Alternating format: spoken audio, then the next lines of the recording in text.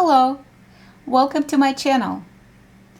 In this episode we will take a look at an African violet semi-miniature variety called Water Nymph. The hybridizer of this variety is unknown from what I understand, so if you do know who hybridized it, please comment under this video. I really appreciate your help. I received this plant as a young starter a few months ago in summer of 2020 from a fellow African violet enthusiast whom I met on Facebook.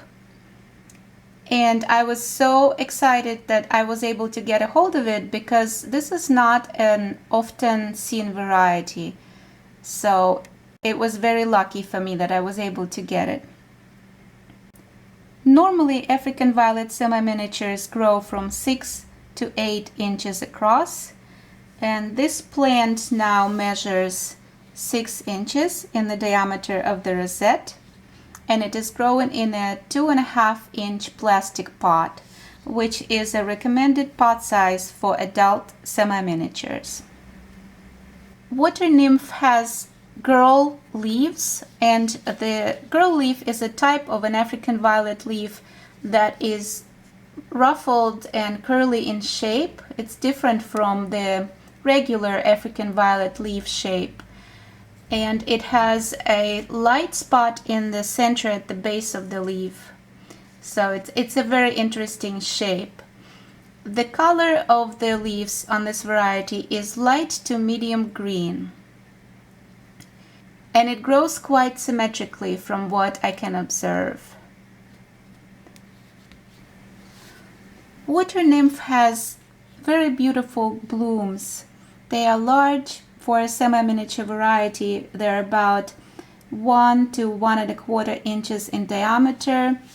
Here they are in comparison to a dime coin. And the color of the blooms is really beautiful. They are lavender and lilac in color, and some of the African violet forums mention that they also have blue fantasy. I will include a few close-ups at the end of this video so we can take a look if the fantasy is present on the close-ups. However, just by looking at it, I don't see the blue fantasy on mine. What I do like about them is the two-tonality of the combination of darker lilac tone in the center of the bloom and the lighter lavender tone at the external petals of the bloom. They create a very beautiful sight together with the girl leaves. The bloom stalks are about 3 inches tall, so they elevate the blooms nicely above the girl foliage, and altogether I think it's a very beautiful hybrid. This variety grows under a combination of LED and natural light on my west-facing window, and the temperature now is 77 degrees Fahrenheit, and I usually keep it at 79 the highest in the summer, and at 65 the lowest in the winter time.